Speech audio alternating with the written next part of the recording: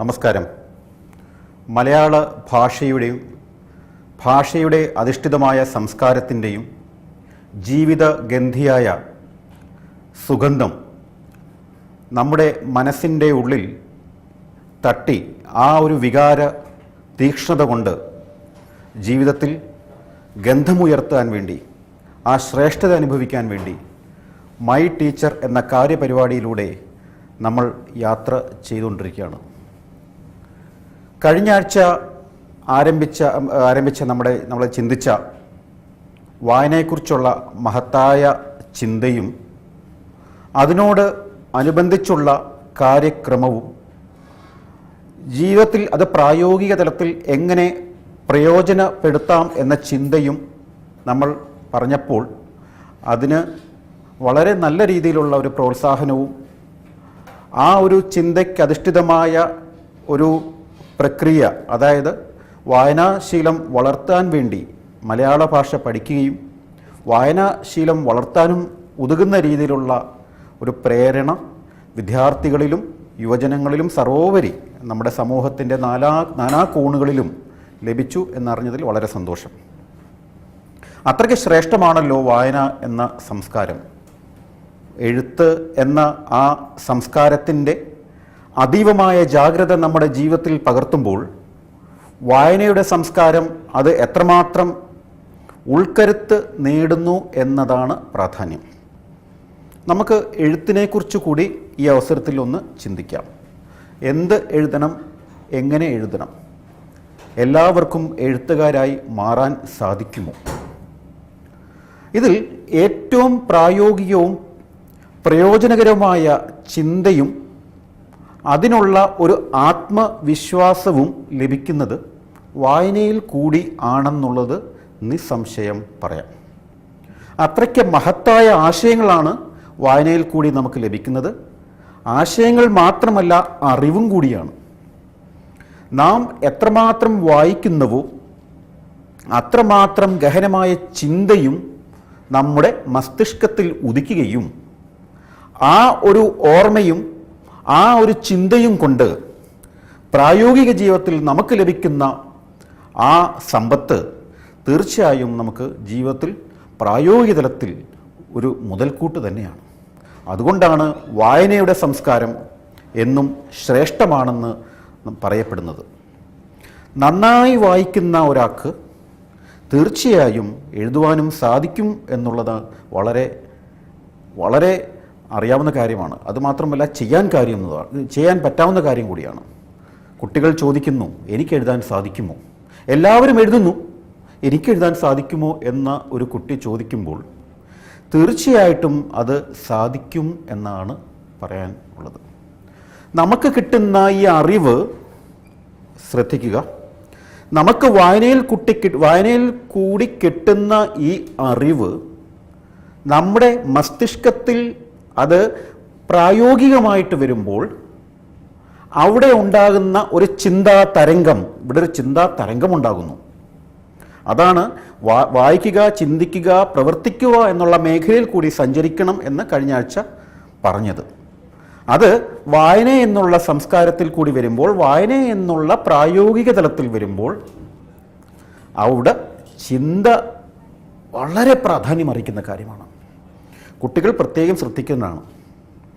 നമ്മൾ എന്തിനാണ് ഈ കേട്ടെഴുത്ത് എന്ന സമ്പ്രദായവും കഥ കേൾക്കുന്ന എന്ന സമ്പ്രദായവും നമ്മുടെ പ്രായോഗിക തലത്തിൽ നമ്മുടെ മാതാപിതാക്കളും അധ്യാപകരും പറഞ്ഞു തരുന്നത്?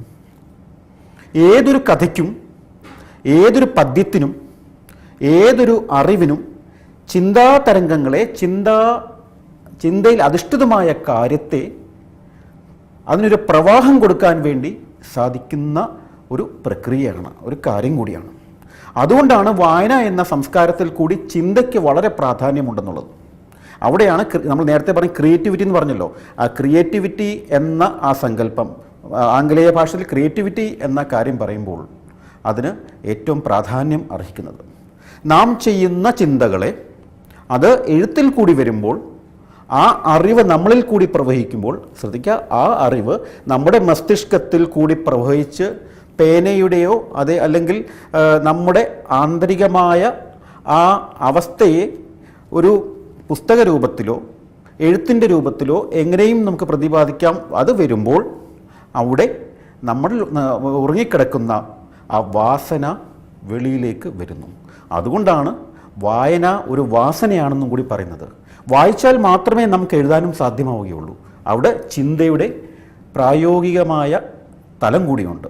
അപ്പം കുട്ടികളുടെ ഏറ്റവും കൂടുതൽ ശ്രദ്ധിക്കേണ്ടത്, ഏതൊരു കുട്ടിക്കും അതിനോടുള്ള ചിന്താശക്തി വളർത്തിയെടുക്കാൻ സാധിക്കും. ഞാൻ നേരത്തെ പറഞ്ഞു, ആത്മവിശ്വാസത്തിൻ്റെ അല്ലെങ്കിൽ ആ ഒരു ചിന്തയുടെ പ്രതീകം. നമുക്ക് കിട്ടുന്ന ഈ ആശയങ്ങളും ചിന്തകളും അത് പറക്കേണ്ടതാണ്. പ്രത്യേകിച്ചും കുട്ടികൾ, വിദ്യാർത്ഥികൾ അത് പറന്ന് നടക്കേണ്ടതാണ്. ആശയങ്ങളും ചിന്തകളും അവിടെ നിന്ന് ലഭിക്കുന്ന ഒരു സ്രോതസ്സ് നമ്മുടെ എഴുത്തിലേക്ക് വളരെ വളരെ എളുപ്പം കൊണ്ടുവരാൻ സാധിക്കും. അതിന് ഒരു ശ്രമമാണ് വേണ്ടത്. അവിടെയാണ് വായന എന്നുള്ള ചിട്ട. പഠിക്കുന്നതിനോട് കൂടി പഠിക്കുക, കേൾക്കുക, കേൾവിക്കാരാകുക. നല്ലൊരു കേൾവിക്കാരനെ നല്ലൊരു എഴുത്തുകാരനാകാൻ സാധ്യമാവുകയുള്ളൂ. നമ്മൾ കേട്ടാൽ മാത്രമേ ഒരാൾ പറയുന്നത് കേൾക്കുന്നത്, ആ കേൾക്കുന്ന ആ അറിവ് നമ്മളിലേക്ക് പ്രവഹിച്ച് ചിന്തിച്ച് അതിൽ നല്ലതും തിന്മയായ വശങ്ങളും യാതൊരു പ്രതിബദ്ധതയില്ലാത്ത അംശവും എല്ലാം അതിലുണ്ട്. തീർച്ചയായിട്ടും അവിടെയാണ് ചിന്തയ്ക്ക് ഉള്ള പ്രാധാന്യം നാം കൊടുക്കുന്നത്. അപ്പം ശ്രദ്ധിക്കേണ്ട കാര്യം, നാം വായിക്കുന്നതിനോട് കൂടിയുള്ള എഴുത്ത് ചിന്തയിൽ കൂടി അതിലുള്ള ക്രിയാത്മകത, നേരത്തെ പറഞ്ഞ പോലെ ക്രിയേറ്റിവിറ്റി, അത് നമ്മുടെ ജീവിതത്തിൽ കൊണ്ടുവന്നാൽ തീർച്ചയായും എഴുത്തിൻ്റെ മഹാത്മ്യം ലളിതമായി നിങ്ങളുടെ വാസനയിൽ അധിഷ്ഠിതമായ എഴുത്ത്. ഒരു കൊച്ചു കുട്ടിയാണെങ്കിൽ, ഒരു ചെറിയ ഒരു കുട്ടി ആ വിശാലമായ ആ ഒരു ആകാശം കാണുന്നു, അല്ലെ പൂക്കളുടെ ഒരു കൂട്ടം കാണുന്നു, കുറേ ആൾക്കാർ കാണുന്നു, കൊച്ചു കുട്ടികളുടെ അങ്ങനത്തെ ഒരു സമൂഹം കാണുന്നു. ഇത് പലതരത്തിലുള്ള ചിന്തയാണ് ആ ചെറിയ കുട്ടിക്കുണ്ടാകുന്നത്. ആ ഒരു വാസന നമ്മുടെ ഉള്ളിൽ പ്രായോഗികമായ വായനയിൽ കൂടി വന്ന ആ അറിവ് ഈ ദർശനത്തിൽ കൂടി വന്ന് നമ്മൾ എഴുതുമ്പോൾ അത് എഴുത്തിൻ്റെ മേഖലയിലേക്ക് പ്രവേശിക്കുന്നു. അത് സാധിക്കാവുന്ന കാര്യമാണ്. നിങ്ങൾ തീരുമാനമെടുക്കുക. ഈ വായനയിൽ കൂടി, ചിന്തയിൽ കൂടി ഏതൊരു വിദ്യാർത്ഥിക്കും അറിവിൻ്റെ രൂപാന്തരങ്ങളിൽ കൂടി എഴുത്തിൻ്റെ മേഖലയിൽ പ്രവേശിക്കാം. മലയാളത്തിൽ അത്രയ്ക്ക് ഗഹനമായ അറിവുകൾ പല രീതിയിൽ നമ്മൾ പഠിച്ചുകൊണ്ടിരിക്കുന്നില്ല കുറേ നാളുകളായി. എത്ര വിശാലമായ അറിവാണ് ഭാഷയിലുള്ള. ഭാഷ എന്ന് പറയുന്നത് ഭാഷ മാത്രമല്ല, അതിലടയിരിക്കുന്ന സംസ്കൃതിയും ജീവിത പ്രക്രിയയും നാട്ടറിവുകളും എല്ലാം തന്നെ, പ്രകൃതിയും, ഇതെല്ലാം അറിവാണല്ലോ. അങ്ങനെ വിശാലമായ ഈ അറിവ് നമ്മുടെ ജീവിതത്തിൽ കൊണ്ടുവന്നാൽ മാതാപിതാക്കൾക്ക് അതിന് ഏറ്റവും പ്രാധാന്യമായ അംശമുണ്ട്. അധ്യാപകനും പ്രായോഗിക തലത്തിൽ ആ ഒരു അംശമുണ്ട്. അതുപോലെ സമൂഹത്തിനും അതിനൊരു പ്രതിബദ്ധതയുണ്ട്, നന്മകൾ വളർത്താൻ വേണ്ടി. അപ്പോൾ അങ്ങനെയുള്ളൊരു വിദ്യാർത്ഥി ഈ അറിവിനെ ഒരു പരിക്രമ വ്യവസ്ഥയിൽ മനസ്സിൻ്റെ ഉള്ളിൽ തട്ടി എഴുത്തിലേക്ക് പ്രവേശിക്കുമ്പോൾ ആ എഴുത്ത് ഒരു മാർഗനിർദ്ദേശം ആകുന്നു. അത് ലളിതമായിക്കോട്ടെ, നിങ്ങൾക്കാകുന്ന രീതിയിൽ എഴുത്തായിക്കോട്ടെ, അത് ഒരു പ്രായോഗിക തലത്തിൽ കൊണ്ടുവന്നാൽ തീർച്ചയായും നാളെ എഴുത്തിൻ്റെ മേഖലയിൽ നമുക്ക് ശരിക്കും പറന്നു നടക്കാം. അതിനകത്ത് അറിവുകൾ, വളരെ നുറുങ്ങുകൾ, അതുപോലെ ശാസ്ത്ര കൗതുകങ്ങൾ, എന്തൊക്കെ വിശാലമായ മേഖലകളാണുള്ളത് അല്ലേ. അപ്പോൾ ആ വായനയിൽ കൂടി കിട്ടുന്ന അറിവ് ചിന്തയിൽ അധിഷ്ഠിതമാകുന്ന രീതിയിൽ വരുമ്പോൾ മാത്രമേ എഴുത്തിൻ്റെ മേഖല പൂർണ്ണമാകുള്ളൂ. അങ്ങനെയുള്ള പൂർണ്ണതയ്ക്ക് വേണ്ടിയുള്ള യാത്ര വിദ്യാർത്ഥികളിലും വളർന്നു വരുന്ന തലമുറയിലും കൊടുക്കേണ്ടത് മാതാപിതാക്കളാണ്. അങ്ങനെയുള്ള അറിവ് നാം കരുതുക. ആ ഒരു ശ്രേഷ്ഠത മനസ്സിലാക്കിക്കൊണ്ട് ഈ ഒരു വായനാ സംസ്കാരത്തെ മുന്നോട്ട് കൊണ്ടുപോകും. ശരി, ഒരു മനോഹരമായ കവിതയിൽ കൂടി നമുക്ക് തുടരാം.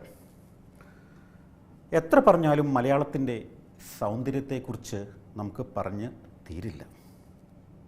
മലയാളത്തിൻ്റെ സൗന്ദര്യം എന്ന് പറയുന്നത് അതുപോലെ മനസ്സിൽ തട്ടി ഒരു ജീവിക്കാൻ ഉതകുന്ന രീതിയിലുള്ള, ഒരു പറന്നു നടക്കാൻ ആകുന്ന രീതിയിലുള്ള വിശാലമായ ഒരു ജീവിത പ്രക്രിയയാണ്.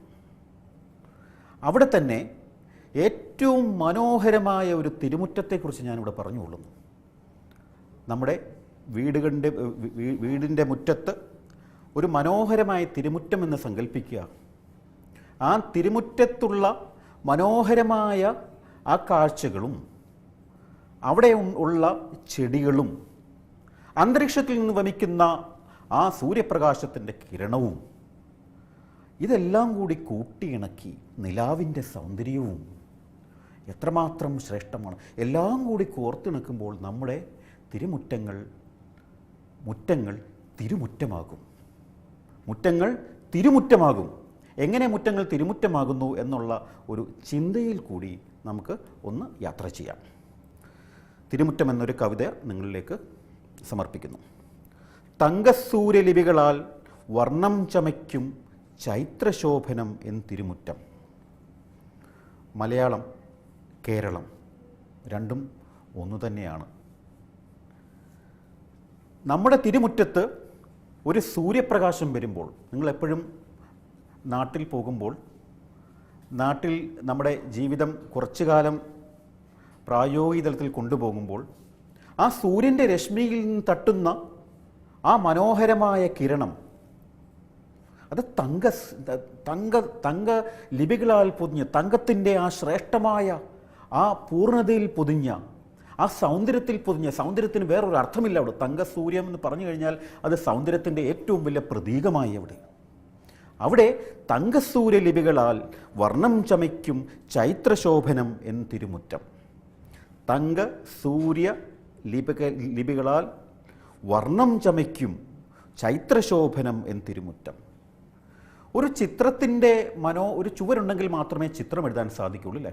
നല്ല മനോഹരമായ ഒരു ചിത്രം വരയ്ക്കണം എന്നുണ്ടെങ്കിൽ അവിടെ ഒരു ചുവര് വേണം. അവിടെ ചുവരില്ലെങ്കിൽ ആ ചിത്രത്തിന് യാതൊരു പ്രാധാന്യമില്ല, നമുക്കെല്ലാം അറിയാവുന്നതാണ്. അപ്പോൾ മനോഹരമായൊരു മുറ്റമുണ്ടെങ്കിൽ അവിടെ എന്തൊക്കെ വേണം നമുക്ക്? അവിടെ വേണ്ടത് നല്ല കുറേ സുഗന്ധ പുഷ്പങ്ങൾ, മനോഹരമായ ചെടികൾ, നല്ല വർണ്ണങ്ങൾക്കധിഷ്ഠിതമായിട്ടുള്ള ആ രശ്മികൾ, പലതരത്തിലുള്ള രശ്മികൾ നമുക്ക് കാണാൻ പറ്റും. പകൽ സമയത്ത് സൂര്യൻ്റെ രശ്മികൾ ഉണ്ടെങ്കിൽ രാത്രി കാലങ്ങളിൽ നിലാവിൻ്റെ രശ്മികൾ അവിടെയുണ്ട്.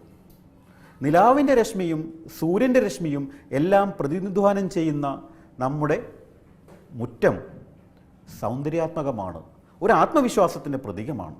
ശാന്തഗംഭീരം എന്നൊക്കെ പറയത്തില്ലേ, വളരെ ശാന്തമായ സൗന്ദര്യത്തിൻ്റെ പ്രതീകം അനുഷ്ഠിക്കുന്ന ആ മുറ്റത്ത് അത് ഗാംഭീര്യവും അവിടെ കുറിക്കുന്നു. അതുകൊണ്ട് ഇവിടെ പറഞ്ഞിരിക്കുന്നു, തങ്കസൂര്യലിപികളാൽ വർണ്ണം ചമയ്ക്കും ചൈത്രശോഭനം എൻ തിരുമുറ്റം. സൂര്യൻ്റെ രശ്മികൾ മുറ്റത്തേക്ക് വരുന്നു. ഈ സൂര്യൻ്റെ രശ്മികൾ മുറ്റത്തേക്ക് വരുമ്പോൾ ആ ലിപിയുടെ മാസ്മരികമായ സൗന്ദര്യ ശാസ്ത്രത്തിൽ അക്ഷരങ്ങൾ എഴുതുമ്പോൾ, വർണ്ണങ്ങൾ ചമയ്ക്കുമ്പോൾ അവിടെ ഒരു ശോഭനമായ അന്തരീക്ഷം ഉണ്ടാകുന്നു. ആ ശോഭനമായ അന്തരീക്ഷം നമ്മുടെ തിരുമുറ്റത്തെ അലങ്കരിക്കുന്നു. ഇതൊരു അലങ്കാരമാണ്. അലങ്കാരത്തെക്കുറിച്ച് നമ്മൾ പഠിക്കാൻ പറ്റുന്നുണ്ട്. നമ്മുടെ വ്യാകരണ സിദ്ധാന്തത്തിൽ അത് വേറെ. അലങ്കാരത്തെക്കുറിച്ച് പറഞ്ഞുതരാം, എന്താണ് അലങ്കാരം, വർണ്ണം, കാര്യങ്ങളൊക്കെ പറഞ്ഞുതരാം. അപ്പോൾ ഈ അലങ്കാരം കുറിക്കുന്ന ആ സൂര്യരശ്മികൾ നമ്മുടെ മുറ്റത്തെ പ്രതിനിധാനം ചെയ്യുമ്പോൾ, ആ ഒരു രശ്മി വലയുമ്പോൾ, ആ മുറ്റത്ത് വലഞ്ഞ് ആ വലയം തീർത്ത് ആ സൗന്ദര്യം തീർക്കുമ്പോൾ അവിടെ നമുക്ക് ലഭിക്കുന്ന ആത്മവിശ്വാസം വളരെ വലുതാണ്. അത്ര മനോഹരമാണ് നമ്മുടെ കേരളത്തിൻ്റെ തിരുമുറ്റം. മണ്ണിൻ ഈറൻ ഗന്ധം മനതാരിൽ ചാരുതയേകും സുഹൃതശാലിനി എൻ തിരുമുറ്റം.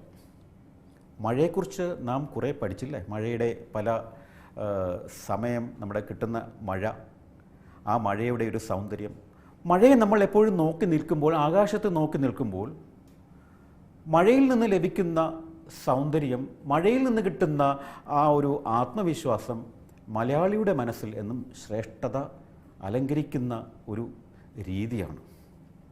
എന്താണ് ഈ ശ്രേഷ്ഠത, എന്താണ് ഈ അലങ്കാരം മഴയിൽ നിന്ന് ലഭിക്കുന്നത്? അതിനൊരു സൗന്ദര്യമില്ലേ? ആകാശത്തിൽ അധിഷ്ഠിതമായ ആ മേഘത്തിൻ്റെ വർണ്ണാധികമായ ആ കാർമേഘത്തിൻ്റെ ആ ഒരു അലങ്കാരം മാറി മാറി വരുമ്പോൾ, പലതരത്തിലുള്ള നിറങ്ങൾ വരുമ്പോൾ, ഒരു അലങ്കാരമായി മുറ്റത്ത് പെയ്യുന്ന ആ മഴ, ഒരു അലങ്കാരമായി മുറ്റത്ത് പെയ്യുന്ന മഴ, ആ മുറ്റത്തൊരു നനവുണ്ടാകുന്നു, അല്ലേ? ആ നനവുണ്ടാകുന്ന നനവിൽ നിന്ന് ലഭിക്കുന്ന ഈറനായ ഗന്ധം മനസ്സിലേക്ക് വന്ന് അത് തുടിക്കുമ്പോൾ അതിൻ്റെ ഗന്ധമൊന്ന് വേറെയാണ്. മണ്ണിൻ്റെ ഗന്ധമെന്ന് പറയുന്നില്ലേ. മുറ്റത്ത് പെയ്യുന്ന മഴയിൽ നിന്ന് ഉണ്ടായി വരുന്ന ആ ഗന്ധം നമ്മുടെ മനസ്സിനെ കുളിർമയണിയിക്കുന്നു. ഏതൊരു മനുഷ്യനും ഒന്ന് ആലോചിച്ച് നോക്കൂ. ഒരു വിദ്യാർത്ഥി ആയിക്കോട്ടെ, നിങ്ങൾ ധാരാളം വിദ്യാർത്ഥികൾ പഠിക്കുന്നു ഇല്ലേ, ഒരു കൊച്ചുകുട്ടിയായിക്കോട്ടെ, മുതിർന്നവരായിക്കോട്ടെ, എന്താണ് വേണ്ടത് ഒരു മനുഷ്യന്? ചിന്തിക്കുക. എന്താണ് നമുക്ക് വേണ്ടത്? ആത്മവിശ്വാസം ഒന്ന് ഇല്ലേ, ജീവിതത്തിൽ സുഖം. ഈ സുഖം എങ്ങനെയാണ് തേടുന്നത്? പലപ്പോഴും നമ്മൾ യാന്ത്രികമായ ജീവിതാവസ്ഥയിൽ നാം മുന്നേറുന്ന ഇക്കാലത്ത്, യാന്ത്രികമായ ജീവിത വ്യവസ്ഥതയിൽ ജീവിക്കുന്ന നമ്മുടെ ഈ കാലത്ത്, പ്രകൃതിയോട് ചേർന്ന് ജീവിക്കുന്ന മനുഷ്യന് തീർച്ചയായിട്ടും ഒരു ജീവിത ലക്ഷ്യശാസ്ത്രവും അതിനോടനുബന്ധിച്ചുള്ള ഒരു സൗകുമാര്യവും ഉണ്ടായിരുന്നു. ഈ സൗകുമാര്യം എങ്ങനെയാണ് ഉണ്ടാകുന്നത്? മനസ്സിൻ്റെ ഉള്ളിൽ സന്തോഷം ഉണ്ടാകുമ്പോഴാണ് സൗകുമാര്യം ഉണ്ടാകുന്നത്. ഒരു മനുഷ്യനിൽ ലഭിക്കുന്ന, മനുഷ്യൻ ഉൽപ്പാദിപ്പിക്കുന്ന ആ ഒരു സന്തോഷം എന്ന് പറയുന്നത് മനസ്സിൻ്റെ ഉള്ളിലാണ്. മനസ്സിൻ്റെ ഉള്ളിൽ തട്ടുന്ന ആ സൗന്ദര്യം ആണ് ജീവിതത്തിൽ അത് ആത്മവിശ്വാസം പ്രദാനം ചെയ്യുന്നത്. അപ്പോൾ എന്താണ് വേണ്ടത്? മനസ്സിൻ്റെ ഉള്ളിൽ തട്ടാൻ വേണ്ടിയുള്ള, മനസ്സിൻ്റെ ഉള്ളിൽ നിന്ന് വരാൻ, അല്ലെങ്കിൽ അതിൽ ഉൽപ്പാദിപ്പിക്കാൻ വരേണ്ട ആ സൗന്ദര്യം ഇങ്ങനെയുള്ള മനോഹരമായ കാഴ്ചകൾ കൂടി ലഭിക്കുന്നു എന്നതിൽ യാതൊരു തർക്കവുമില്ല. അത്ര മനോഹരമാണ് മഴയെ നമ്മൾ എങ്ങനെ ആസ്വദിക്കുന്നു എന്നതാണ് പ്രാധാന്യം. അപ്പോൾ ആ മനോഹരമായ മഴ നമ്മുടെ തിരുമുറ്റത്ത് പെയ്തിറങ്ങുമ്പോൾ അതിൽ ആ മണ്ണിൽ നിന്ന്, ഇന്ന് നമ്മളെല്ലാം കോൺക്രീറ്റ് വനങ്ങളിൽ കൂടി മാത്രം സഞ്ചരിക്കുമ്പോഴും മുറ്റങ്ങൾ അസ്തമിച്ചുകൊണ്ടിരിക്കുകയാണ് അല്ലേ. മുറ്റങ്ങൾ അത് വളരെ മനോഹരമായ ചിട്ടയായിട്ടുള്ള രീതിയിലുള്ള മുറ്റങ്ങൾ നമുക്കുണ്ടായിരുന്നു. പലതരത്തിലുള്ള ചെടികൾ, തെറ്റിയായാലും ചെമ്പരത്തിയാണെങ്കിലും, മുറ്റത്തൊരു നെല്ലിമരം എന്നുള്ള വളരെ ശ്രേഷ്ഠമായ ധാരാളം കവികൾ പാടിയിട്ടുണ്ട്. അലങ്കാര പുഷ്പങ്ങളും അതിൽ ലഭിക്കുന്ന സുഗന്ധവും മുല്ലപ്പൂവൊന്നും കാണാനേ ഇല്ല. അപ്പോൾ ഇങ്ങനെയുള്ള ഒരവസ്ഥയുള്ള നമ്മുടെ തിരുമുറ്റത്ത് നാം ഇരിക്കുമ്പോൾ, അവിടെ പെയ്യുന്ന മഴയുടെ സൗന്ദര്യം നാം ആസ്വദിക്കുമ്പോൾ ഒന്ന് അനുഭവിച്ചു നോക്കുക. ഞാൻ അതാണ് പറയുന്നത്, ഒന്ന് അനുഭവിച്ചു നോക്കുക. അപ്പോൾ അത് അവിടെ ഒരു യാന്ത്രികതയില്ല, അവിടെ ഒരു പ്രകൃതിയുടെ ഒരു സത്യം മാത്രമാണ്. മലയാളത്തിൻ്റെ ഒരു തീർത്ഥമായ സമ്പത്താണത്. അങ്ങനെയുള്ള സൗന്ദര്യം നമ്മൾ ആസ്വദിക്കുമ്പോൾ ആ ചാരുത, ആ ഒരു മനോഹരമായ സങ്കല്പം, അതൊരു സുഹൃതമായ, ഒരു അലങ്കാരകമായിട്ടുള്ള ഒരു രൂപമുള്ള ഒരു സൗന്ദര്യത്തിൻ്റെ പ്രതീകമായി മനസ്സിൽ അത് ഉദിച്ചുയരുന്നു. ചന്ദ്രശോഭ മന്ദസ്മിതം തൂകും നിത്യവസന്തം എൻ തിരുമുറ്റം. ചന്ദ്രശോഭ മന്ദസ്മിതം തൂകും നിത്യവസന്തം എൻ തിരുമുറ്റം. ചന്ദ്രൻ എന്ന് പറയുന്നത് നമുക്കറിയാമല്ലോ. കുട്ടികൾ അമ്പിളി മാമനെ കണ്ടിട്ടുണ്ടാവും. അത് നോക്കി അമ്മമാർ കഥകൾ പറയുന്ന ഒരു ശീലം നമുക്കുണ്ടായിരുന്നു ഇല്ലേ. മുറ്റത്തിറങ്ങി വളരെ മനോഹരമായ ഒരു പ്രകൃതിയോടും ആകാശത്തോടും സൂര്യനോടും ചന്ദ്രനോടും നക്ഷത്രങ്ങളോടും കഥ പറയുന്ന നമ്മൾ, കുട്ടികളെ കൊണ്ട് പറയിപ്പിക്കുന്ന ഒരു ശീലം, ഇതൊക്കെ നമ്മുടെ ജീവിതത്തിൻ്റെ ഭാഗമായിരുന്നു. ശ്രദ്ധിച്ചു നോക്കൂ, ആ മുറ്റത്ത് ഒരു കൊച്ചുകുട്ടിയെ ആകാശത്ത് നോക്കിയിട്ട് ചന്ദ്രൻ ഇതാണ്, ഇത് ആകാശത്തുള്ള നക്ഷത്രങ്ങൾ ഇതാണ്, അതിൻ്റെ സൗന്ദര്യം ആസ്വദിപ്പിച്ച് ചോദിച്ച് പറഞ്ഞ് അങ്ങനെ ഭക്ഷണം കൊടുക്കുന്ന ക്രമീകരണങ്ങൾ നമ്മൾ ധാരാളം കണ്ടിട്ടുണ്ട്. നിങ്ങളൊക്കെ കണ്ടു കാണും.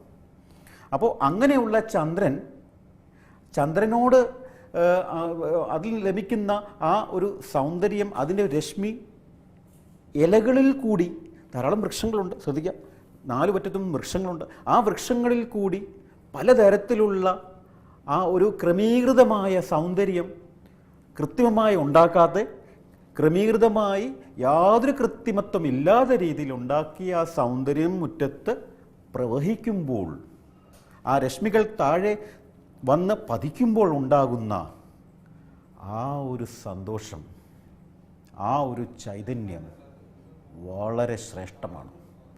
അതൊരു അനുഭവമാണ്. നമ്മുടെ ജീവിതത്തിൽ അനുഭവത്തിന് വളരെ പ്രാധാന്യമുണ്ട്. അനുഭവം ഗുരുവാണെന്ന് പറയും അല്ലേ? അനുഭവം എങ്ങനെ ഗുരുവാകുന്നു? അനുഭവങ്ങളിൽ നിന്ന് അറിവ് കിട്ടുന്നു. ഏറ്റവും ലളിതമായി പറയുന്നു, അറിവ് കിട്ടുന്നു.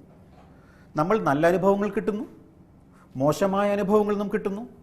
മനസ്സിനെ ഒരു സന്മാർഗ ചിത്തമായ രീതിയിലുള്ള ഒരു പ്രക്രിയ ഉണ്ടാക്കാൻ വേണ്ടി അനുഭവങ്ങൾ കിട്ടുന്നു, ലക്ഷ്യപ്രാപ്തിയിൽ ഒതുങ്ങുന്ന രീതിയിലുള്ള അനുഭവങ്ങൾ കിട്ടുന്നു. അങ്ങനെ പല രീതിയിലുള്ള അനുഭവങ്ങൾ കിട്ടുന്നു. ഈ അനുഭവത്തിൽ നിന്നാണ് നമ്മൾ അറിവ് ഉൽപ്പാദിപ്പിക്കപ്പെടുന്നത്. അതുകൊണ്ടാണ് അനുഭവമാണ് ഗുരു എന്ന് പറയുന്നത്. ഈ ഒരു ശ്രേഷ്ഠത നമ്മുടെ ഉള്ളിൽ ഒരു ചൈതന്യവത്തായിട്ട് നമ്മുടെ ശ്രമകരമായ രീതിയിൽ ഉൽപ്പാദിപ്പിച്ചെടുക്കേണ്ടത് ഏറ്റവും പ്രാധാന്യം അർഹിക്കുന്ന കാര്യമാണ്. കുട്ടികൾ പ്രത്യേകിച്ച് നിങ്ങൾ ശ്രദ്ധിക്കുക, പ്രകൃതിയോട് അടുത്ത് പ്രകൃതിയെ പഠിക്കുക. ഓരോ സൗന്ദര്യങ്ങളും കിട്ടുന്ന പ്രകൃതി നമുക്ക് ആത്മവിശ്വാസം പകരാൻ, അത് ഒരു ജീവിതത്തിന് ഒരു പ്രായോഗികമായിട്ടുള്ള ചിന്ത നമ്മുടെ ഉള്ളിൽ പ്രാപിച്ച് ആ പ്രാപ്തി ഉണ്ടാക്കിയെടുക്കാൻ അതിന് അനുസൃതമായ രീതിയിലുള്ള ഒരു ക്രമമാണ് ഈ പ്രകൃതി തന്നിരിക്കുന്നത്. അത് ശരിക്കും വിനിയോഗിക്കുക എന്നുള്ളത് നമ്മുടെ ധർമ്മമാണ്. അങ്ങനെയുള്ള ധാർമ്മികത നമ്മുടെ ജീവിതത്തിൽ പ്രകൃതിയിൽ ഉണ്ടായിക്കഴിഞ്ഞെങ്കിൽ തീർച്ചയായിട്ടും നമ്മുടെ തിരുമുറ്റത്തിന് ഏറ്റവും പ്രാധാന്യമുണ്ട്. മാതാവുതൻ വാത്സല്യം പോൽ സ്നേഹപൂരിതമെൻ തിരുമുറ്റം. ഒരു അമ്മയ്ക്ക് കുഞ്ഞിനോടുള്ള സ്നേഹം പോലെ കുഞ്ഞിനെ എത്ര പരിപാലിക്കുന്നുവോ, ഒരു കുഞ്ഞ് അമ്മയോടുള്ള സ്നേഹം എത്രമാത്രം ഉൾക്കൊള്ളുന്നുവോ, ഒരു തിരുമുറ്റത്ത് അതിൻ്റെ ശ്രേഷ്ഠതയുണ്ട്. ഞാൻ നേരത്തെ പറഞ്ഞു, മുറ്റത്തിറങ്ങി ഒരമ്മ കുഞ്ഞിനെ ആകാശത്ത് ചന്ദ്രനെ കാണിച്ച് അമ്പിളിമാമനെ കാണിച്ച് ചോറ് തരുമ്പോൾ ആ കുഞ്ഞിൻ്റെ മനോഹരമായ പല്ലില്ലാത്ത ഒരു കൊച്ചു കുഞ്ഞിൻ്റെ വായിൽ ചോറ് കൊടുക്കുമ്പോൾ ആകാശത്ത് നോക്കി ആ ചന്ദ്രൻ്റെ സൗന്ദര്യം കാണിക്കുകയും മുറ്റത്ത് കിട്ടുന്ന സൗന്ദര്യത്തെ വളരെ ലക്ഷണമായിട്ട് അനുഭവിപ്പിക്കുകയും ചെയ്യുന്ന ആ ഒരു ചിന്തയും യാത്രയും എത്ര മനോഹരമാണ്. അപ്പോൾ നമ്മൾ ഇത് പറയാൻ കാര്യം, മലയാളത്തിൻ്റെ തിരുമുറ്റങ്ങൾ അസ്തമിക്കുന്നു. നമുക്ക് മനോഹരമായ മുറ്റങ്ങൾ ആവശ്യമാണ്. നമ്മുടെ ജീവിതത്തിന് ആത്മവിശ്വാസം പകരാൻ വേണ്ടിയും ആ ശ്രേഷ്ഠത അനുഭവിക്കുവാൻ വേണ്ടിയുമുള്ള ഒരു യാത്ര നമുക്ക് ആവശ്യമാണ്. നമ്മൾ പ്രകൃതിക്ക് അനുസൃതമായ രീതിയിലുള്ള മുറ്റം ഒരുക്കുമ്പോൾ ആ മുറ്റത്തിന് നമുക്ക് ലഭിക്കുന്ന ആ സൂര്യൻ്റെ രശ്മിയും ചന്ദ്രൻ്റെ രശ്മിയും പൂക്കളുടെ സുഗന്ധവും മണ്ണിൻ്റെ ഗന്ധവും ആ മഴ പെയ്യുമ്പോൾ അതിൽ നിന്ന് ഉൽപ്പാദിപ്പിക്കപ്പെടുന്ന ആ ഒരു ഗന്ധവും, ഇതെല്ലാം നമ്മുടെ ജീവിതത്തിൻ്റെ ഒരു പ്രായോഗികമായിട്ടുള്ള ജീവിത പ്രക്രിയയിൽ മനസ്സിനെ സ്വാധീനിക്കാൻ പറ്റിയ കാര്യങ്ങളാണ്. ഒരിക്കലും യാന്ത്രികമായ ജീവിത പശ്ചാത്തലത്തിൽ പോകുമ്പോൾ നമ്മുടെ ജീവിതം പൂർണ്ണമാകില്ല. അതൊരു യാഥാർത്ഥ്യമാണ്, ഒരു ശാസ്ത്രമാണ്. അതുകൊണ്ടാണല്ലോ പ്രകൃതി, ഇത്ര അനുഗ്രഹീതമായ പ്രകൃതി നമുക്ക് തന്നിട്ടുള്ള സമ്പുഷ്ടമായ പല പ്രക്രിയകൾ, അല്ലേ? ഇത്രയും മനോഹരമായ പ്രക്രിയ നമുക്ക് പ്രകൃതി തന്നതുകൊണ്ട് ആ പ്രകൃതിയെ അനുസരിച്ച് നാം മുന്നോട്ട് പോകുന്നത് വളരെ ശ്രേഷ്ഠമാണ്, വളരെ നല്ലതാണ്. അപ്പോൾ ഈ തിരുമുറ്റങ്ങൾ ഒന്നും കൂടി ഈ കവിത നിങ്ങൾക്ക് സമർപ്പിച്ചുകൊണ്ട് നമുക്ക് അടുത്ത വിഷയത്തിൽ കിടക്കാം. തങ്കസൂര്യലിപികളാൽ വർണ്ണം ചമയ്ക്കും ചൈത്രശോഭനം എൻ തിരുമുറ്റം, മണ്ണിൻ ഈറൻഗന്ധം മനതാരിൽ ചാരുതയേകും സുഹൃതശാലിനി എന്ന പദം തന്നെ അമ്മയ്ക്ക് തുല്യമാണ്. സുഹൃതശാലിനി എൻ തിരുമുറ്റം, ചന്ദ്രശോഭ മന്ദസ്മിതം തൂകും നിത്യവസന്തം എൻ തിരുമുറ്റം. അവിടെ ഒരു നിത്യമായ ഒരു വസന്തം തീർക്കുന്ന ഒരു പ്രക്രിയയാണ് തിരുമുറ്റം. ആ മുറ്റം, നമ്മുടെ ഗ്രഹങ്ങളിലുള്ള തിരുമുറ്റം പരിപാലിക്കേണ്ടത് നമ്മുടെ ആവശ്യം കൂടിയാണ്. മാതാവുതൻ വാത്സല്യം പോൽ സ്നേഹപൂരിതം തിരുമുറ്റം. അങ്ങനെയുള്ള വാത്സല്യം കിട്ടുന്ന, ധാർമ്മികത കിട്ടുന്ന, സ്നേഹം കിട്ടുന്ന, മനസ്സിനെ കുളിരണിയിക്കുന്ന ആ തിരുമുറ്റം സ്നേഹപൂരിതമാണ്, സ്നേഹത്തിൻ്റെ പര്യായമാണ്. സ്നേഹം നാം അനുഭവിക്കുന്നത് ഒരു അമ്മയിൽ നിന്നോ നമ്മുടെ സുഹൃത്തുക്കളിൽ നിന്നോ അധ്യാപകരിൽ നിന്നോ സമൂഹത്തിൽ നിന്നും ഒതുങ്ങുന്ന രീതിയിൽ കൂടാതെ പ്രകൃതിയിൽ നിന്ന് ലഭിക്കുന്ന ഒരു സ്നേഹമാണ് ഈ ആത്മവിശ്വാസവും ആ പ്രതീകവും. അതാണ് ഈ മുറ്റത്തിൽ തിരുമുറ്റം എന്നുള്ള ആ ശ്രേഷ്ഠമായ ആ കവിതയിൽ കൂടി നമ്മൾ ചിന്തനം ചെയ്യുന്നത്. അപ്പോൾ ഇതിൻ്റെ അർത്ഥം മലയാളത്തിൽ അധിഷ്ഠിതമായ ജീവിത സങ്കല്പങ്ങൾക്ക് അധിഷ്ഠിതമായിട്ടുള്ള മനോഹരമായ പ്രകൃതിയെ നാം ഉൾക്കൊള്ളാൻ ശ്രമിക്കുക, അതിനെ സ്നേഹിക്കുക. ശരി, നമ്മൾ കഴിഞ്ഞ അധ്യയനത്തിൽ പഠിച്ചത് അതിനെക്കുറിച്ച് തുടങ്ങി വച്ചിരുന്നു, ചെണ്ടമേളങ്ങളെപ്പറ്റി. നമ്മുടെ കേരളത്തിലെ പല വാദ്യങ്ങൾ, നമ്മൾ നേരത്തെ പഞ്ചവാദ്യത്തെക്കുറിച്ച് പറഞ്ഞു. ചെണ്ടമേളം എന്ന ആ ശ്രേഷ്ഠമായ കലാരൂപം ലോകത്തിൻ്റെ മുന്നിൽ ഏറ്റവും മഹത്തായ ഒരു കലാ ഉപാസനയാണ്. കേരളത്തിലെ ചെണ്ടമേളങ്ങൾ വാദ്യകലാ ലോകത്ത് തന്നെ ചെയ്ത സംഭാവന ചെറുതൊന്നുമല്ല. അത് നമുക്കുള്ള ധാരാളം ശ്രേഷ്ഠമായ അല്ലെങ്കിൽ അതിനോടനുബന്ധിച്ചുള്ള ഉത്സവ പ്രതീതികളിലോ അല്ലെങ്കിൽ നാട്ടിലുള്ള മേളകളിലോ അങ്ങനെ പല രീതിയിൽ ഈ ചെണ്ടമേളത്തിൻ്റെ വ്യാപ്തി വളരെ ഉൾക്കരുത്തോടുകൂടി, വളരെ ശ്രേഷ്ഠതയോടുകൂടി അത് പരിലസിക്കുന്നുണ്ട്. ലോകത്തിൻ്റെ മുന്നിൽ ഒരു വിസ്മയ കാഴ്ചയായി മാറ്റിയെടുത്തതാണ് നമ്മുടെ ചെണ്ടമേളങ്ങൾ. അത്രയ്ക്ക് മനോഹരമാണ്. എല്ലാവരും ഏകമനസ്സരായി ഒരേ താളത്തിൻ്റെ രൂപാന്തരം കൊണ്ട് ഒന്നിച്ച് ഒരേ മനസ്സോടുകൂടി ചെയ്യുന്ന ആ കാര്യം കേരളത്തിൻ്റെ, മലയാളത്തിൻ്റെ ഏറ്റവും ശ്രേഷ്ഠമായ കലകളിൽ ഒന്നാണെന്ന് പറയാൻ സാധിക്കും. ആ ഒന്നിച്ച് ചെയ്യുന്ന കലാ ഉപാസനയെ നാം എങ്ങനെ ഉൾക്കൊള്ളണം, അത് എങ്ങനെ മനസ്സിൽ തട്ടി പ്രതിദാനം ചെയ്യുമ്പോൾ മാത്രമാണ് ആ കല നമ്മുടെ ജീവിതത്തിൽ ഒരു യാത്രയായി മുന്നോട്ട് പോകുന്നത്, അല്ലേ? അങ്ങനെ മനോഹരമായ നിലയ്ക്കാത്തൊരു പ്രവാഹമായി ഉണർത്തുന്ന, മനസ്സിനെ ഉണർത്തുന്ന ധാരാളം കലാകാരന്മാർ 3-4 മണിക്കൂറൊക്കെ ചെണ്ടമേളം ചെയ്യുമ്പോൾ നമ്മുടെ മനസ്സ് നന്നായി കുളിരണിയുമില്ലേ? അങ്ങനെയാണ് ഈ ചെണ്ടമേളം എന്നുള്ള ശ്രേഷ്ഠമായ ആ കലാരൂപത്തെ ഇത് അനുഷ്ഠാനമായി ബന്ധപ്പെട്ടതാണ്. ഇതിൽ ചിട്ടയുണ്ട്. ആ ചിട്ട ക്രമീകൃതമാകുമ്പോൾ മാത്രമാണ് അത് ചട്ടക്കൂടാകുന്നത്. ശ്രദ്ധിക്കുക, ഒരു ചിട്ട ഒരു ക്രമീകൃതമാകുമ്പോഴാണ് അത് ചട്ടക്കൂടാകുന്നത്. അതാണ് വ്യത്യാസം. ഒരു ചട്ടക്കൂടിൽ ഒതുങ്ങുമ്പോൾ എന്താണ്? അതൊരു ശാസ്ത്രമാണ്. ചട്ടക്കൂടിൽ ഒതുങ്ങുന്ന ശാസ്ത്രമാണ്. ഒരു കലാരൂപം വരുമ്പോൾ അത് ശ്രേഷ്ഠമാകുന്നു. വളരെ ലളിതമല്ലേ? ചിട്ടകളോട് കൂടിയ ഒരു കലാരൂപം അത് ചട്ടക്കൂടിൽ വരുമ്പോൾ ആ ചട്ടക്കൂടിൽ അനുസൃതമായ താളനിബിഡമായ ആ പ്രക്രിയ ഒന്നിച്ച് ഒരു സമൂഹത്തിൽ കൂടി ഒന്നിച്ച് താളത്തിൽ അനുസരിച്ച് മുന്നോട്ട് പോകുമ്പോൾ ആ കലാരൂപത്തിന് ശ്രേഷ്ഠത ഉണ്ടാകുന്നു. അവിടെയാണ് ചെണ്ടമേളങ്ങൾക്കുള്ള പ്രാധാന്യം മലയാളക്കരയിൽ മാത്രമല്ല ലോകത്തിൻ്റെ നാനാ കോണുകളിൽ ഒരു വ്യത്യാസം ഇല്ലാതെ ഏകമനസ്സരായി ഒന്നിച്ച് ലോകത്തിൻ്റെ മുന്നിൽ ഒരു ഏക സങ്കല്പം ഉണ്ടാക്കി കൊടുക്കുന്നത്. അത്രയ്ക്ക് മനോഹരമായ കലയാണ് ചെണ്ടമേളങ്ങൾ. ശരി, ഈ ചെണ്ടമേളത്തിനെക്കുറിച്ചുള്ള ചെറിയ ഒരു വിവരണം നമുക്ക് പഠിക്കാം. ചെണ്ടമേളം. ഈ ചെണ്ടമേളത്തിൽ ഉൾക്കൊള്ളുന്ന വാദ്യങ്ങൾ ഏതൊക്കെയാണെന്ന് നമുക്കെല്ലാം അറിയാം. എന്നാലും നമുക്കൊന്ന് അതിനെക്കുറിച്ചൊന്ന് ചെറുതായി ഒന്ന് ചിന്തിക്കാം.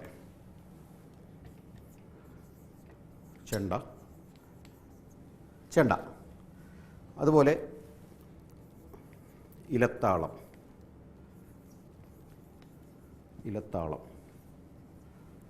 എല്ലാവർക്കും അറിയാവുന്നതാണ് ഇലത്താളം. അതുപോലെ കൊമ്പ്,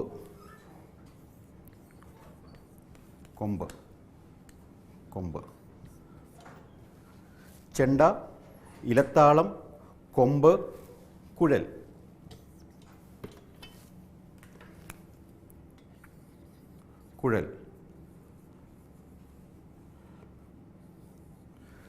അപ്പം മലയാളത്തിലെ ചെണ്ടമേളത്തിൻ്റെ ശ്രേഷ്ഠമായ പ്രക്രിയയിലുള്ള 4 കാര്യങ്ങളാണ് അതിൽ ഉൾപ്പെടുത്തുന്നത് നമ്മൾ സാറിന്.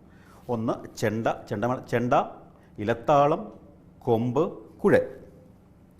ഈ 4 വാദ്യങ്ങൾ തന്നെ ഈ ചെണ്ട തന്നെ 2 വിധമുണ്ട്. ചെണ്ട തന്നെ ഇടന്തലയും വലന്തല. ചെണ്ടയിൽ ഇടന്തലയും വലന്തലയും. മേളത്തിൻ്റെ ജതികൾ അവതരിപ്പിക്കുന്നതിനും താളവിന്യാസത്തിൻ്റെയും അല്ലെങ്കിൽ ലയവിന്യാസത്തിൽ അധിഷ്ഠിതമായ ഉള്ള കർമ്മം ചെയ്യുന്ന ഒരു പ്രക്രിയ ഇടന്തലയിൽ കൂടിയുണ്ട്. അതായത് ലയവിന്യാസത്തിനും ജതികൾ അവതരിപ്പിക്കുന്നതിനും നമ്മൾ ഇടന്തല ഉപയോഗിക്കുന്നു. ഒന്നും കൂടി പറയാം, സംഗീതത്തിനൊരു മാസ്മരികമായ ശക്തിയുണ്ട്. ഇടയിൽ പറയാൻ സംഗീതം വളരെ ശ്രേഷ്ഠമാണെന്ന് എല്ലാവർക്കും അറിയാം. പല കൃതികൾ, പല രീതിയിലുള്ള സംഗീതത്തിൽ അധിഷ്ഠിതമായിട്ടുള്ള മനസ്സിൻ്റെ ഉള്ളിൽ തട്ടുന്ന ഒരു മനോഹരമായ ഒരു ചിന്തനം കൂടിയാണത്. നമ്മളൊരു സംഗീതം കേൾക്കുമ്പോൾ, ഒരു സംഗീതത്തിൻ്റെ അവസ്ഥയിൽ നമ്മുടെ മനസ്സിൻ്റെ ആ രൂപം മാറുമ്പോൾ നമുക്ക് അവിടെ ഒരു ആത്മവിശ്വാസത്തിൻ്റെ പ്രതീകമുണ്ടാകുന്നു. അപ്പോൾ ഈ സംഗീതം എന്നത് ജീവിതത്തിൻ്റെ ഒരു ഭാഗം തന്നെയാണെന്ന് പറയും. അതിൽ ഏറ്റവും പ്രാധാന്യം അനുഷ്ഠിക്കുന്ന ഒരു കാര്യമാണ് താളവാദ്യങ്ങൾ. ഒരു താളവാദ്യം നമ്മുടെ മനസ്സിനെ പിടിച്ചു കുലുക്കുന്ന രീതിയിലുള്ള, ആ മനസ്സിനെ സ്പർശിക്കുന്ന രീതിയിലുള്ള ഒരു പ്രക്രിയയായി മാറുമ്പോൾ നമ്മുടെ ജീവിതത്തിൽ അത് ഭാഗമായി മാറുന്നു. അങ്ങനെ ഭാഗമായി മാറുന്ന ആ സംഗീതത്തെ നമ്മുടെ ഓരോ വ്യക്തിക്കും പ്രത്യേകിച്ച് വളർന്നു വരുന്ന കുട്ടികൾ പലരും സംഗീതം പഠിക്കുന്നു, നൃത്തം പഠിക്കുന്നു, പല രീതിയിലുള്ള ഉപകരണങ്ങൾ പഠിക്കുന്നു. നിങ്ങൾക്ക് അനുഭവിച്ചു നോക്കൂ. നിങ്ങൾക്കുണ്ടാകുന്ന ഒരു അനുഭവം വളരെ വലുതല്ലേ? നിങ്ങൾക്കുണ്ടാകുന്ന ഈ അനുഭവങ്ങൾ മനസ്സിൻ്റെ ഉള്ളിൽ ഒരു പ്രചോദനമല്ലേ? വീണ്ടും അത് പഠിക്കണം തോന്നില്ലേ? അത് കേൾക്കണം തോന്നില്ലേ? എത്ര മനോഹരമാണല്ലേ? അതാണ് സംഗീതത്തിൻ്റെ ഒരു പ്രാധാന്യം. നല്ലൊരു ഗാനം കേൾക്കുമ്പോൾ, നല്ലൊരു താളവിന്യാസം നമ്മുടെ മനസ്സിൽ അത് ഉൾക്കൊള്ളുമ്പോൾ നമുക്കുണ്ടാകുന്ന ഒരു സന്തോഷം ഒന്ന് വേറെ തന്നെയാണ്. അത് സ്പർശിക്കുന്ന സ്വഭാവമാണ് സംഗീതത്തിന്. ഒരു സ്പർശനമാണ് നമുക്ക് ആവശ്യം, സ്നേഹത്തിൻ്റെ സ്പർശനമാണ്. അവിടെ രാഗങ്ങൾ കൂടി ചിട്ടയായിട്ട് നമ്മുടെ മനസ്സിനെ സ്പർശിക്കുമ്പോൾ, നമ്മുടെ ജീവിതത്തിനെ ഒരു ഭാഗമാക്കുമ്പോൾ, ആ സംഗീതത്തിൽ അധിഷ്ഠിതമായ മഹത്വം നമ്മുടെ ഉള്ളിൽ കുടികൊള്ളുമ്പോൾ നാം ഒരു മനുഷ്യനായി മാറുന്നു. അപ്പോൾ അതിൻ്റെ അർത്ഥം ഞാൻ പറയാം, സംഗീതത്തിന് ഏറ്റവും വലിയ ഒരു മഹത്തായ കാര്യം എന്ന് പറയുന്നത് മനുഷ്യനെ നിർമ്മിക്കൽ കൂടിയാണ് എന്ന് പറയാം. അത്രയ്ക്ക് ഗഹനമായ, അത്രയ്ക്ക് ഭദ്രമായ, അത്രയ്ക്ക് ഏകാഗ്രത ചിത്തമായ നമ്മുടെ മനസ്സിൻ്റെ ധമനികളിൽ അത് രൂപമാക്കി മാറ്റാനുള്ള കഴിവ് അതിനുണ്ട്. ശരി, ഇതിൻ്റെ ഇടയ്ക്ക് അതിനോട് പറഞ്ഞതേ ഉള്ളൂ. അപ്പോൾ മേളത്തിൻ്റെ ജതികൾ അവതരിപ്പിക്കാനും ലയവിന്യാസത്തിനുമുള്ളതാണ് ഇടന്തല. എന്താണ് ഇടന്തല? അതിൻ്റെ പ്രായോഗികതലത്തിൽ ഉപയോഗം എന്താണ്? മേളത്തിനുള്ള ലയവിന്യാസത്തിനും അതിൽ ജതികൾ അവതരിപ്പിക്കാനും ആണ് ഇടന്തല. അതുപോലെ തന്നെ താളം പിടിക്കാനുള്ളതാണ് വലന്തല. ഈ വലന്തല എന്ന് പറയുന്നത് നമ്മുടെ ആ മേളത്തിൽ താളം പിടിക്കാനുള്ളതാണ് വലന്തല. ഇടന്തല, വലന്തല. അപ്പോൾ ചെണ്ട രണ്ട് രീതിയിലുണ്ട്. ഒന്ന് ചെണ്ടമേളം 4 വിധത്തിലുണ്ട്. അതിൽ ഉപയോഗിക്കുന്ന കാര്യങ്ങൾ ചെണ്ട, ഇലത്താളം, കൊമ്പ്, കുഴൽ. ചെണ്ട 2 രീതിയിലുണ്ട്, ഇടന്തലയും വലന്തലയും. ഇടന്തല നമ്മൾ ഉപയോഗിക്കുന്നത് ലയവിന്യാസത്തിനും ജതികൾക്കും വേണമെങ്കിൽ, വലന്തല നമ്മൾ ഉപയോഗിക്കുന്നത് താളം പിടിക്കാൻ വേണ്ടിയാണ്. അപ്പോൾ വാദ്യങ്ങളുടെ എണ്ണത്തിൽ ഒരു നിശ്ചിത അനുപാതമുണ്ട്. ഒരു നിശ്ചിതമായ അനുപാതത്തിൽ കൂടി അത് മുന്നോട്ട് പോയെങ്കിൽ മാത്രമേ ആ താളങ്ങളുടെ പൂർണ്ണത കേൾവിക്കാരന് അനുഭവപ്പെടുകയുള്ളൂ. പ്രത്യേകം ശ്രദ്ധിക്കുക, ഒരു പ്രത്യേകമായിട്ടുള്ള വാദ്യങ്ങളുടെ എണ്ണത്തിൽ ഒരു നിശ്ചിത അനുപാതമുണ്ട്. അനുപാതം മനസ്സിലാക്കണം. ആ നിശ്ചിത അളവുകോൽ അനുസരിച്ചുള്ള ഒരു പ്രതീകമായ ഒരു പ്രക്രിയയാണത്. അങ്ങനെയുള്ള ആ പ്രക്രിയ നടത്തുമ്പോൾ അനുപാതം അവിടെ ആവശ്യമാണ്. ആ അനുപാതം നമ്മുടെ ഉണ്ടാക്കിയെടുക്കുമ്പോൾ അവിടെ അതിനുള്ള ശ്രേഷ്ഠത ഉണ്ടാകുന്നു. അപ്പോൾ ഇതിൻ്റെ പ്രത്യേകമായി പലപ്പോഴും നമ്മൾ കണ്ടിട്ടുണ്ട്, ഇതിനെപ്പറ്റി ഇത് അനുഭവിച്ചിട്ടുമുണ്ട്. ഇടന്തല ചെണ്ടകളുടെ 3 ഇരട്ടിയാണ് വലന്തല ചെണ്ടകൾ. ഇടന്തല ചെണ്ടയുടെ 3 ഇരട്ടിയാണ് വലന്തല ചെണ്ടകൾ. അതുപോലെ തന്നെ അത്രയും വീതം അതിൻ്റെ ഏറ്റവും പ്രധാനം എന്ന് പറയുന്നത് ഞാൻ നേരത്തെ പറഞ്ഞല്ലോ, വലന്തല ചെണ്ടയുടെ അതിൻ്റെ ഒരു കേൾവി അതിൻ്റെ ഒരു ശക്തമായിട്ടുള്ള ധ്വനി നമ്മുടെ ഉള്ളിൽ ഉണരുമ്പോൾ നമ്മുടെ ചെവിയിൽ കൂടി പോകുമ്പോൾ ഇടന്തലയുടെ ആ ലയവിന്യാസത്തിൻ്റെ ആ ഘടനാപരമായ രീതിയിൽ നമ്മുടെ ചെവികളിൽ എത്തുമ്പോൾ അതിൻ്റെ ഒരു സൗന്ദര്യം നമ്മുടെ മനസ്സിൽ സ്പർശിച്ചു പോകുന്നു. അപ്പോൾ നമുക്ക് തന്നെ ഒരു മാറ്റം ഉണ്ടാകുന്നുണ്ട്. അപ്പോൾ പലപ്പോഴും നമ്മൾ ഈ ചെണ്ടയുടെ ശബ്ദം കേൾക്കുമ്പോൾ നമുക്കറിയാതെ മനസ്സിലുണ്ടാകുന്ന ആ ഒരു ശക്തി അല്ലെ ഉൽപ്പാദിക്കപ്പെടുന്ന ആ സ്രോതസ്സ് വിശാലമാണ് അല്ലേ, നമ്മുടെ അനുഭവമാണത്. അപ്പോൾ ഇടന്തല ചെണ്ടകളുടെ 3 ഇരട്ടി വലന്തല ചെണ്ടകൾ, അതുപോലെ ഈ ഇടന്തല ചെണ്ടയുടെ 3 ഇരട്ടിയാണ് ഈ രണ്ടാമത്തെ വലന്തല ചെണ്ടകൾ. ഏറ്റവും പ്രധാനമായി അതിനോട് ഉപയോഗിക്കുന്നത് കൊമ്പ്, കുഴൽ. ഈ കൊമ്പിൻ്റെ ആ രൂപാന്തരം എന്ന് പറയുന്നത് അത് പ്രത്യേക ഘടനയിൽ അത് ഉപയോഗത്തിൽ വരുമ്പോൾ അതിൻ്റെ അവസ്ഥ ഒന്ന് മുറുകുമ്പോൾ ഉപയോഗിക്കുന്ന ആ ക്രമീകൃതമായ ആ ഘടനാപരമായിട്ടുള്ള വാദ്യമാണ് കൊമ്പ്. കുഴലിൻ്റെ ആണെങ്കിൽ അതുപോലെ തന്നെ മേളമൊന്ന് മുറുകുമ്പോൾ ഈ കുഴൽ എന്ന പ്രക്രിയയുടെ ആ പ്രായോഗിക ഉപയോഗം വളരെ വലുതാണ്. അങ്ങനെ താളം മുറുകുമ്പോൾ ഈ സുഷിരവാദ്യങ്ങളിൽ കൂടി അനുഭവിക്കുന്ന ആ ഒരു അവസ്ഥ നമ്മുടെ മനസ്സിൻ്റെ ഉള്ളിൽ തട്ടുമ്പോൾ ഉണ്ടാകുന്ന ആ ഒരു സംഗീത ചിന്തയാണ് ഇവിടെ ഏറ്റവും പ്രാധാന്യം. അപ്പോൾ ഈ കുഴലും കൊമ്പും ഇടന്തലയും അതിൻ്റെ ഇടന്തലയുടെ ലയവിന്യാസവും ഇത് എല്ലാം കൂടെ കോർത്തിണക്കി, അതുപോലെ കൊമ്പിൻ്റെയും കുഴലിൻ്റെയും ശ്രുതി മധുരമായ വാസനയും അതിൽ നമുക്ക് നമ്മുടെ ചെവികളിൽ ഒരു അതിൻ്റെ ധാര പ്രവഹിക്കുമ്പോൾ ഉണ്ടാകുന്ന ആ ഒരു ആത്മവിശ്വാസവും അതിൻ്റെ അതുപോലെ ഇലത്താളത്തിൻ്റെ മന്ത്രധ്വനിയും. ഇലത്താളം എന്തൊരു മന്ത്രധ്വനി പോലെയാണ് നമ്മുടെ മനസ്സിൻ്റെ ഉള്ളിൽ തട്ടിയെടുക്കുന്നത്. ഇലത്താളത്തിൻ്റെ മന്ത്രധ്വനിയും അതുപോലെ എല്ലാം കൂടെ കൂടിച്ചേരുമ്പോൾ നമ്മുടെ മനസ്സിനെ സ്പർശിക്കുന്ന ആ പ്രതീകമായ ആ ഒരു സംഗീത അധിഷ്ഠിതമായ പൂർണ്ണത, വാദ്യത്തിൽ അധിഷ്ഠിച്ചു വരുന്ന പൂർണ്ണത കൊണ്ട് നമുക്ക് അനുഭവപ്പെടുന്ന ആ സന്തോഷം ഒന്ന് വേറെയാണ്. അപ്പോൾ ഇത് ഇത്രയും കാര്യങ്ങൾ അറിഞ്ഞിരിക്കുക. ചെണ്ടമേളത്തിൽ അധിഷ്ഠിതമായിട്ടുള്ള 4 വാദ്യങ്ങൾ. ചെണ്ടയെ നമ്മൾ ഏതൊക്കെ ഉപയോഗിക്കുന്നു? ചെണ്ടയിൽ ഇടന്തല, വലന്തല ഉപയോഗിക്കുന്നു. നമ്മൾ കണ്ട കാര്യങ്ങളാണിത്. അതുപോലെ ഇലത്താളം നമ്മൾ എപ്പോഴും കേൾക്കണം. അതിൻ്റെ ധ്വനി, അതിൻ്റെ ശബ്ദം വളരെ മനസ്സിനെ സ്പർശിക്കുന്നതാണ്.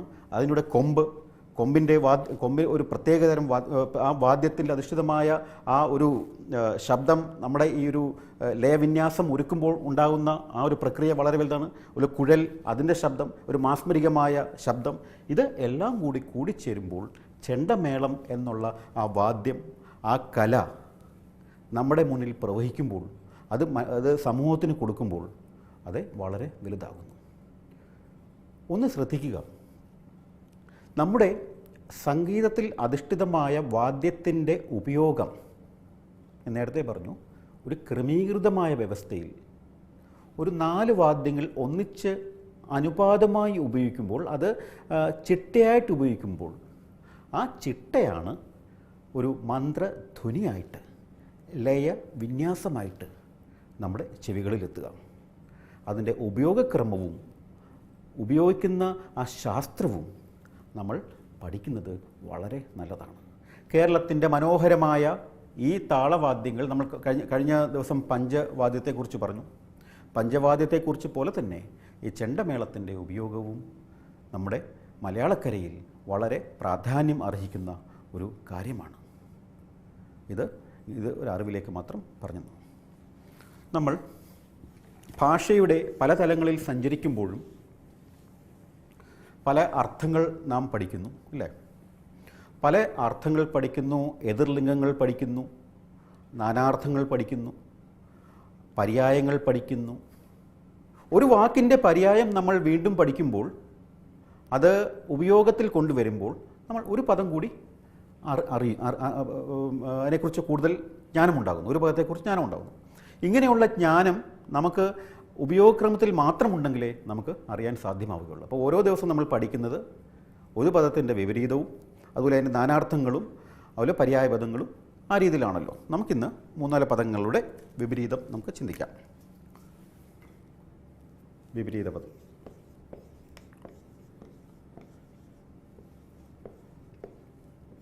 വിപരീത പദം. വികാസം.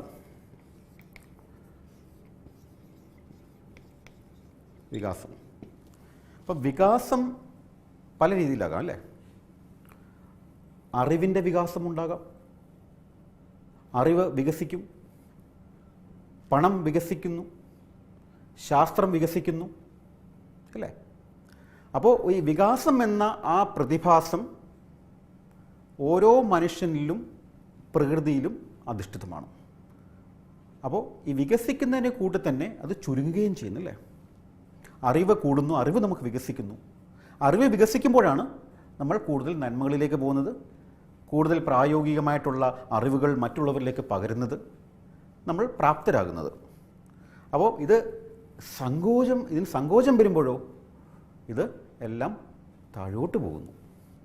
അപ്പോൾ ഈ വികാസം എന്ന പദത്തിൻ്റെ വിപരീതം സങ്കോചം. എല്ലാവർക്കും അറിയാവുന്ന പദമാണ് വികാസത്തിൻ്റെ സങ്കോചം. വിദേശം, അടുത്ത പദം വിദേശം. വിദേശം നമുക്ക് എല്ലാവർക്കും അറിയാവുന്നതാണ്. വിദേശം, വിദേശ രാജ്യങ്ങൾ, അങ്ങനെ നമുക്കെല്ലാം അറിയാവുന്നതാണ്. നമ്മൾ താമസിക്കുന്ന വിദേശത്താണ്. വിദേശത്തിലെ പല നന്മകളും വിദേശത്ത് നമ്മൾ ജോലി ചെയ്യുന്നു, എല്ലാവർക്കും അറിയാവുന്നവരാണ്. വിദേശം, സ്വദേശം. സ്വദേശം, സ്വദേശം.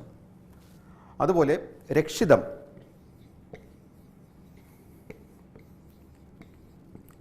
രക്ഷിതം, അരക്ഷിതം. അരക്ഷിതം. ഓരോ പദങ്ങൾ പഠിക്കുമ്പോൾ ആ പദത്തിൻ്റെ അർത്ഥം നമ്മൾ ഉൾക്കൊണ്ട് വേണം അതിൻ്റെ വിപരീതമായാലും അതിൻ്റെ പര്യായമാണെങ്കിലും നാനാർത്ഥമാണെങ്കിലും പഠിക്കേണ്ടത്. വികാസം, സങ്കോചം. വിദേശം, സ്വദേശം വളരെ ലളിതമായ പദങ്ങളാണ്. രക്ഷിതം എല്ലാവർക്കും അറിയാം. രക്ഷിതം അതുപോലെ അരക്ഷിതം. ശരി. അടുത്തതായിട്ട് എതിർലിംഗം.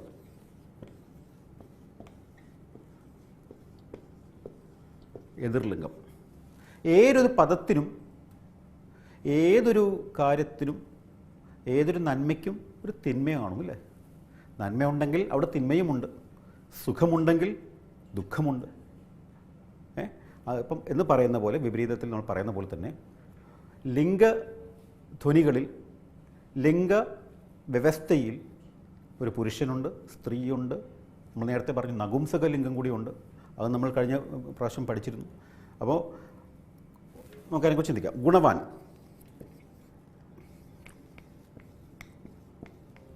ഗുണവാൻ. ഗുണവാൻ എന്നതിൻ്റെ ഗുണവതി.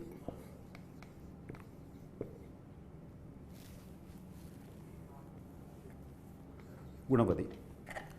ഒരു വ്യക്തി, നല്ല മനുഷ്യൻ, സമൂഹത്തിൽ സേവനം ചെയ്യുന്ന ആൾ, നന്മകൾ ചെയ്യുന്ന ആൾ, ഇതൊക്കെ എല്ലാം ഗുണവാനായ ഒരു വ്യക്തി അല്ലേ? ഗുണവാനായ ഒരു വ്യക്തി വരുമ്പോൾ അവിടെ അതിൻ്റെ എതിർലിംഗമാണ് ഗുണവതി. ഇത് പുരുഷനെ കുറിക്കുന്നു, ഇത് സ്ത്രീയെ കുറിക്കുന്നു. ഗുണവാൻ എന്നതിൻ്റെ എതിർലിംഗം ഗുണവതി. വളരെ ലളിതമാണ്. അടുത്ത ശ്രദ്ധിക്കേണ്ടത് ഗ്രന്ഥകർത്താവ്.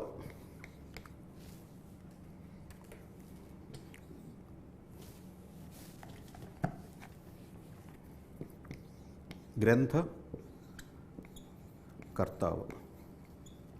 പലരും തെറ്റിക്കുന്ന ഒരു പദമാണ്. ഗ്രന്ഥകർത്താവ് എന്നതിൻ്റെ എതിർലിംഗം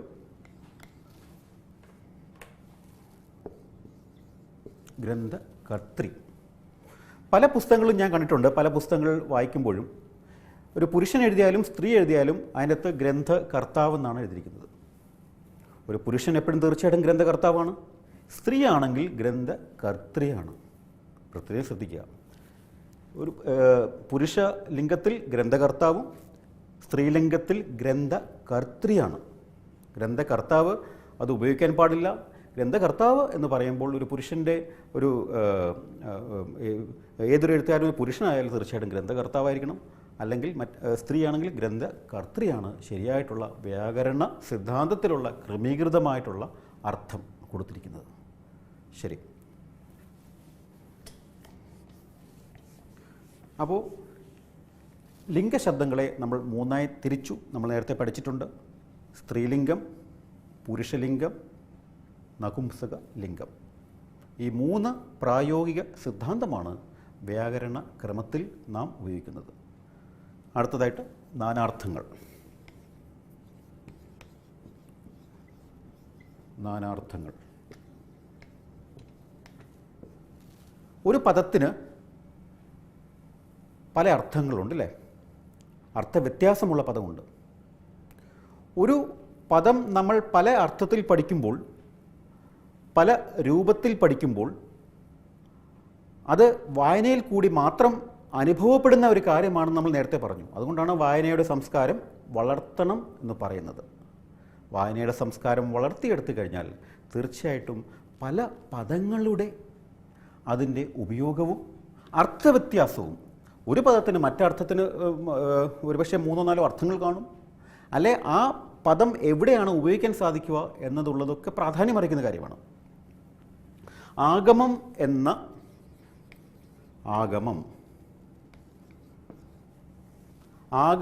എന്ന പദത്തിന് നമുക്കൊന്ന് ചിന്തിക്കാം.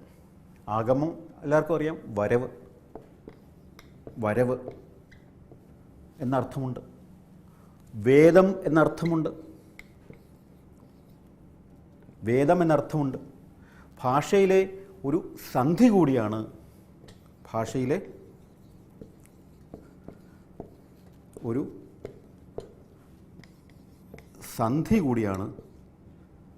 ആഗമം എന്ന ഒരു പദത്തെ നാം ഉപയോഗത്തിൽ കൊണ്ടുവരുന്നത്. ആഗമം എന്ന വാക്കിൻ്റെ നാനാർത്ഥം വരവ്, വേദം എന്ന് പറയാം, ഭാഷയിലെ ഒരു സന്ധി എന്നിവയാണ് പല നാനാർത്ഥങ്ങളായി ഉപയോഗിക്കപ്പെടുന്നത്. ശരി, ഒന്നുകൂടി പറയാം. ആഗമം, വരവ് എന്ന അർത്ഥത്തിൽ, വേദം എന്ന അർത്ഥത്തിൽ, ഭാഷയിലെ ഒരു സന്ധി. ഇത് 3മാണ് നാനാർത്ഥങ്ങളിൽ അത് ഉപയോഗിക്കപ്പെടുന്നത്. അതുപോലെ അരി എന്ന ആ പദം ശത്രു എന്ന് നമുക്ക് പല ഉപയോഗങ്ങളിലും നാം പഠിച്ചിട്ടുണ്ട്. ശത്രു മാത്രമല്ല, അരി ഭക്ഷണക്രമീകരണമാണ്. ഭക്ഷണത്തിന് കൂടെ ഈ പദത്തിന് അരി ശത്രു എന്നുകൂടി അർത്ഥമുണ്ട് എന്ന് നമ്മൾ മനസ്സിലാക്കുക. അരി എന്ന പദത്തിന് ശത്രു എന്നതും കൂടി അർത്ഥമുണ്ടെന്ന് വിചാരിക്കുക. അരി എല്ലാവർക്കും അറിയാമാണ്. ഭക്ഷണത്തിലെ അരി നമ്മൾ എപ്പോഴും ഉപയോഗിക്കുന്നു. അതായത്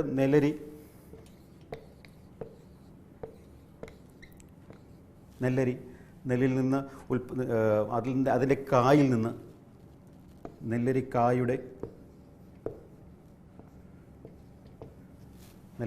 അതിൽ നിന്നാണല്ലോ ഉള്ളിലെ അരി.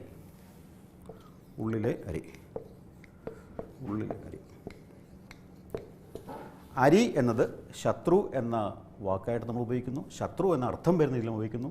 നെല്ലരി, കായിൽ, ഉള്ളിൽ അരി നമ്മൾ ഭക്ഷണം, അതെല്ലാവർക്കും കുറച്ചുകൂടി ശാസ്ത്രീയമായി പറഞ്ഞ് മാത്രം, നെല്ലരിക്കായുടെ ഉള്ളിലെ അരി. ഇങ്ങനെ നാനാർത്ഥങ്ങളുടെ ഉപയോഗം പല ക്രമത്തിലാണ് നാം ഉപയോഗിക്കുന്നത്. ധാരാളം അറിവുകൾ മലയാള ഭാഷയിലുണ്ട്. ഒരു പ്രധാനപ്പെട്ട 2 കാര്യങ്ങൾ പറഞ്ഞുകൊണ്ട് അവസാനിപ്പിക്കാം. നമ്മുടെ ജീവിതത്തിൽ ജലത്തിൻ്റെ ആവശ്യം വളരെ പ്രായോഗികമായി ചിന്തിക്കേണ്ട ഒരു അംശമാണ്. പ്രത്യേകിച്ച് വിദ്യാർത്ഥികൾ ശ്രദ്ധിക്കുക. ജലം എന്ന ഉപയോഗം നമ്മൾ പലതവണ പറഞ്ഞിട്ട് ജലത്തെ സംരക്ഷിക്കുന്നത് അങ്ങനെയാണ്. മഴയിൽ നിന്ന് നമ്മൾ നാട്ടിൽ ചെല്ലുമ്പോൾ മഴയിൽ നിന്ന് കിട്ടുന്ന ഈ മൂല്യമായ സമ്പത്ത്, ഔഷധം, നമ്മുടെ പുരയിടങ്ങളിൽ പണ്ട് കുളങ്ങളുണ്ടായിരുന്നു, ധാരാളം കുഴികൾ കിട്ടി. ഇത് സ്രോതസ്സാക്കി മാറ്റി. അത് നമ്മുടെ ഭാവിയിലുള്ള അടുത്ത മാസങ്ങൾ, ഓരോ വർഷത്തിലെ പല മാസങ്ങൾ വരുമ്പോൾ അതിനുവേണ്ടി ഉപയോഗിക്കാൻ ഉള്ള ഒരു ക്രമീകൃതമായ വ്യവസ്ഥ ഉണ്ടാക്കാൻ വേണ്ടി ഒന്ന് ശ്രമിക്കുന്നത് നന്നായിരിക്കും. മഴ പെയ്യുന്ന ജലം എങ്ങനെ സംരക്ഷിക്കണം എന്നുള്ളതാണ് പ്രാധാന്യം. മലയാളത്തിൻ്റെ ഏറ്റവും സാംസ്കാരിക ചിന്തയുടെയും കർമ്മത്തിൻ്റെയും വ്യവസ്ഥയായ മഴയിൽ നിന്ന് കിട്ടുന്ന ആ പുണ്യമായ സമ്പത്ത്, അത് ഉൾക്കൊണ്ടുകൊണ്ട് നമ്മുടെ ജീവിതത്തിൽ ഒരു വ്യക്തി നിർമ്മാണത്തിനും നാളത്തെ ഒരു ജീവിത സമ്പ്രദായത്തിൽ ഒരു ബുദ്ധിമുട്ട് ആകാത്ത രീതിയിലും അതിനെ പരിരക്ഷണം ഉണ്ടാക്കിയെടുക്കേണ്ടത് ഓരോ വ്യക്തിയുടെയും ആവശ്യമാണ്, ധർമ്മമാണ്. അങ്ങനെ ഏതൊരു വ്യക്തിയും നമ്മുടെ മനോഹരമായ മലയാളക്കരയിൽ മഴ പെയ്യുമ്പോൾ കുളം ഇല്ലാത്ത ധാരാളം കുളങ്ങൾ നമുക്കുണ്ടായിരുന്നു. കുളങ്ങളെ സംരക്ഷിക്കുന്നൊരു പ്രതീകം ഉണ്ടായിരുന്നു. ചെറിയ ചെറിയ കുഴികളുണ്ടാക്കി മഴ സംരക്ഷിക്കുകയും നമ്മൾ നേരത്തെ പറഞ്ഞ ഈ കൃഷി ഉൽപ്പാദിപ്പിക്കുന്നതിന് വേണ്ടിയുള്ള ആ സമീകൃതമായ വ്യവസ്ഥ ഉണ്ടാക്കി അതിന് ചാലുകളുണ്ടാക്കി വെള്ളം അതിന് കൊടുക്കുകയും ആ വെള്ളം കൊണ്ട് ഏതൊക്കെ ചെടികളോ ഏതൊക്കെ കൃഷി സമ്പത്തോ നമ്മുടെ പ്രായോഗിക തലത്തിൽ നമുക്ക് ഉപയോഗക്രമം ആകും എന്നുള്ള അധ്വാനശീലത്തിൻ്റെ പ്രതീകം മനുഷ്യനിൽ അന്തർലീനമായ ശക്തിയോടുകൂടി അന്തർലീനമായ ചിന്തയോടുകൂടി പ്രവർത്തിക്കണം എന്നുള്ള ഒരാശയം നിങ്ങളുടെ മുന്നിൽ സമർപ്പിച്ചുകൊണ്ട് വീണ്ടും നമുക്ക് അടുത്ത ആഴ്ച മലയാള ഭാഷയുടെ ആ പൈതൃക സമ്പത്ത് നിങ്ങളിലേക്ക് സമർപ്പിക്കാൻ ആ ഒരു ശ്രമം, ആ ഒരു ജീവിത ലക്ഷ്യം നമുക്കൊന്നിച്ച് മുന്നേറാം എന്ന് ആശംസിച്ചുകൊണ്ട് എല്ലാവർക്കും നന്ദി, നമസ്കാരം.